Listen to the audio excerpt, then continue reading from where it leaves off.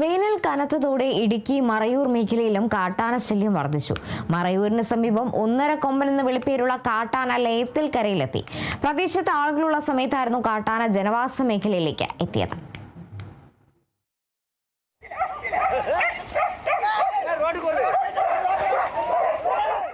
വേനൽ കനത്തതോടെ മൂന്നാറിനൊപ്പം മറയൂർ മേഖലയിലും കാട്ടാന ശല്യം വർദ്ധിക്കുകയാണ്.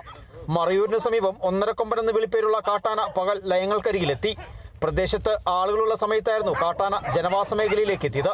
തലയാറിൽ തേയിലത്തോട്ടത്തിന് സമീപമായിരുന്നു കാട്ടാന ആദ്യം നിലയുറപ്പിച്ചിരുന്നത്. പിന്നീട് കടുകുമുടിയിൽ ലയങ്ങളുള്ള ഭാഗത്തേക്ക് ആനയെത്തി. ഇതോടെ പരിഭ്രാന്തരായ ആളുകൾ സുരക്ഷിതയിടത്തേക്ക് മാറി. ആന പിന്നീട് പ്രദേശത്ത് നിന്നും പിൻവാങ്ങി. മുൻകാലങ്ങളിലും വേനൽ കനക്കുന്ന സമയങ്ങളിൽ മറയൂർ മേഖലയിൽ കാട്ടാന ശല്യം വർദ്ധിച്ചിരുന്നു. കാട്ടുകൊമ്പൻ വീണ്ടും പ്രദേശത്തെത്തി ജനവാസ മേഖലയിൽ നാശം വരുത്തുമോ എന്ന ആശങ്ക ആളുകൾക്കുണ്ട്. Kerala vision news, Idukki.